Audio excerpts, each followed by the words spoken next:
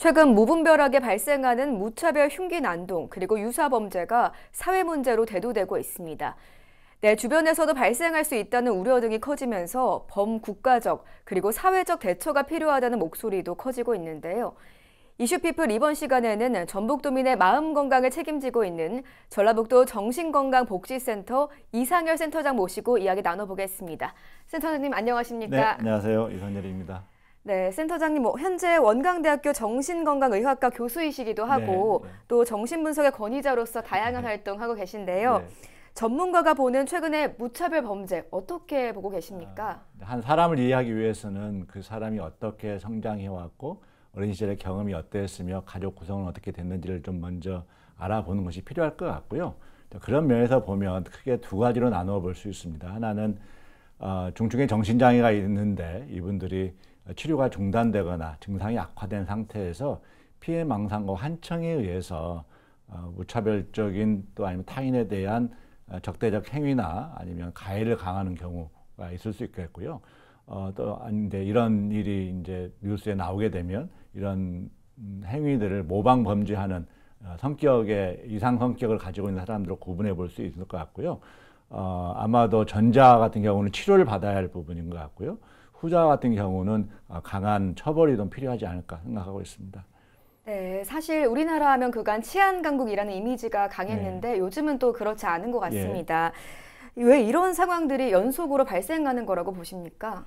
앞에서 말씀드렸던 중증의 정신질환이 있는 분들이 증상이 재발하거나 악화된 상태에서 하는 경우는 최근에 핵가조가 되고 또 중증의 정신질환자, 정신장애가 있는 환우분들이 혼자 살다가 치료가 누락되거나 중단되는 경우가 많습니다. 네. 그런 경우에는 이분들의 주 증상 중에 한 가지가 피해망상과 환청 많은데요. 특히 피해망상, 피해적 사고 때문에 본인들이 더 두렵고 불안하다 보니까 이런 것이 이제 외부적 사회로 향해서 이런 자신과 전혀 연관이 없는 대상에게 폭력적 가해를 경우가 있는 걸 보면 아마도 중증의 정신질환에 대한 치료 유지가 어려웠던 것이 한 가지 이유가 될 수 있겠고요.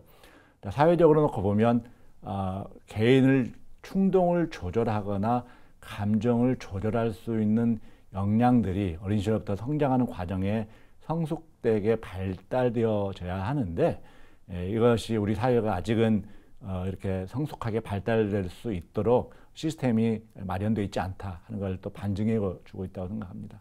네, 또 하나의 특징이 무차별 범죄자가 대부분 20, 30대라는 점도 주목하게 되는데요.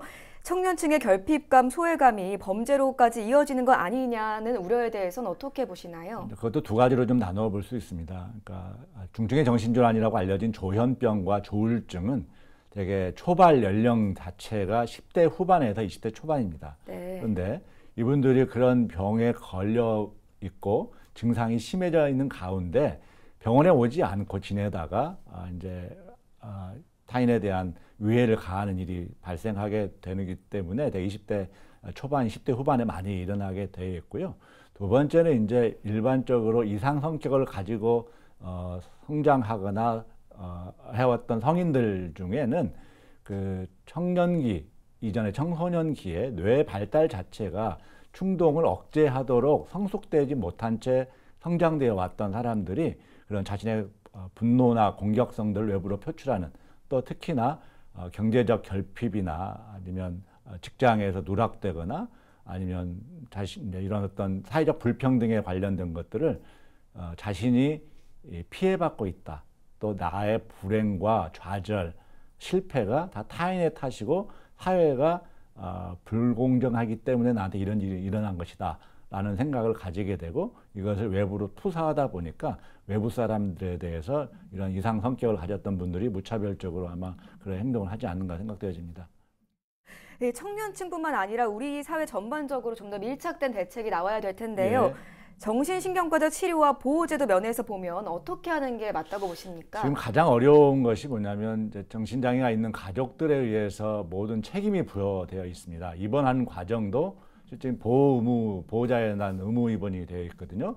그러다 보니까 환자분들이 자신이 입원하고 싫다라고 하면 입원시킬 방법이 없습니다. 증상이 악화되었을 때 이분들에게 사법 입원 제도 같은 국가가 나서서 입원을 권유하고 결정하는 그런 제도가 필요할 것 같고요.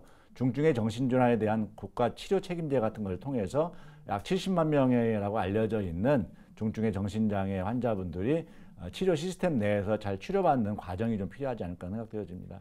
네, 최근 정부 당국과 경찰 등에서도 대책 마련에 분주합니다. 감시망을 마련하고 처벌을 강화하는 방안이 나오는데 여기에 네. 더 보완해야 될 점은 뭐가 있을까요? 결국 처벌한다고 해서 이분들을 예방하거나 개선할 수 있다고 보여지지는 않습니다. 그러니까 모방 범죄를 하시는 분들에 대해서는 강력한 처벌이 필요할 것 같긴 한데요. 그렇지만 치료가 안 되어서 일어나고 있는 여러 가지 상황에 대해서는 이분들을 빨리 치료 시스템 내로 들어오게 만드는 과정이 필요할 것 같고요. 네. 그런 면에서 보면 전라북도에서는 중증 정신질환에 대한 치료비 지원 사업도 저희가 하고 있습니다. 그래서 한 달에 한 번씩 주사 맞는 주사제도 있거든요. 약을 먹지 않고도 한 번만 주사를 맞으면 되는데 그런 주사 비용, 고가의 주사 비용도 도에서 지원해주는 시스템도 갖추고 있죠. 이런 예를 들면 이런 걸 통해서라도 중증의 정신질환이 지속적으로 치료에 유지될 수 있는 그런 노력이 좀 필요할 거라고 보여집니다. 네, 이런 걸 보면 나만 잘 산다고 되는 건 아닌 것 같습니다. 네. 서로 소통하고 배려하면서 살아가는 마음, 또 언젠가부터 희미해진 공동체성 회복 등 앞으로의 과제가 많아 보입니다.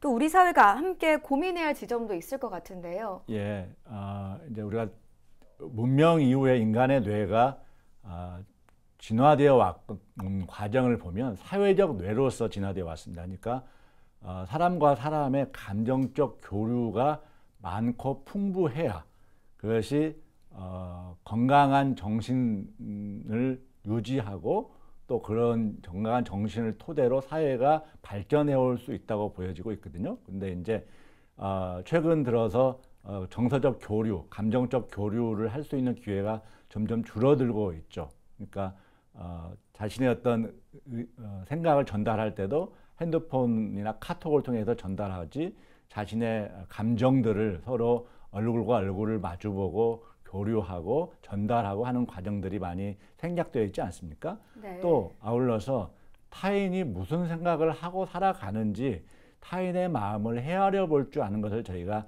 정신화라고 표현하는데요. 그러한 기능들, 그러한 역량들을 가지고 살아갈 수 있도록 어린 시절부터 교육 시스템이나 가정 시스템이 그렇게 구축되어 있어야 하는데 그것이 부족하다 보니까 우리 사회가 혼자서만 살아가지 함께라고 하는 것들이 잘 만들어지지 않고 함께 있어도 혼자인 것 같은 그런 느낌을 많이 갖고 있거든요. 그래서 이런 사회적 연대와 감정적 교류 이런 것들이 앞으로 중요한 사회 숙제가 아닌가 그렇게 생각되고 있습니다. 네, 우리 사회가 좀 더 안전하고 마음 건강한 사회가 되려면 말씀해 주신 것처럼 정신적 교류 또 감정적 교류가 시작일 것 같습니다. 전북 정신건강복지센터가 거기에 중요한 역할을 해줄 것 같은데요. 앞으로 어떤 계획 갖고 계신지 궁금합니다. 아무래도 10대 후반과 20대 초반, 20대, 30대가 이제 정신건강에 취약해졌기 때문에 전라북도에서는 금암동에 전라북도 청년 마음건강센터를 개소하였습니다. 거기에는 전문의들이 이제 상주해서 병원에 가지 않아도 오셔서 진료받거나 상담받을 수 있는 또 전문 요원들이 거기서 많이 도와줄 것 같고요. 두 번째는 1577-0199라고 하는 전화번호가 있습니다. 그래서 이건 정신건강위기 상담 전화인데요. 언제든지 전화 주시면 저희 상담 전문가들이 도와주고 연계하고 병원 시스템까지도 도와줄 수 있는 시스템이 구축되어 있습니다.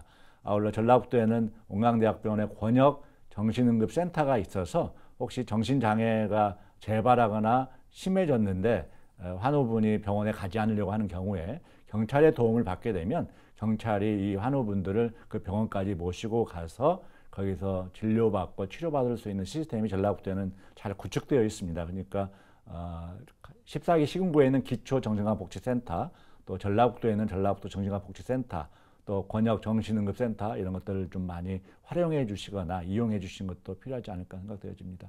네, 말씀해 주신 것처럼 전북 도민들이 필요시에 앞서 말씀해 주신 것들 잘 활용하시면 좋을 것 같습니다. 오늘은 전북 정신건강복지센터 이상열 센터장님과 이야기 나눠봤습니다. 오늘 말씀 고맙습니다. 네, 고맙습니다.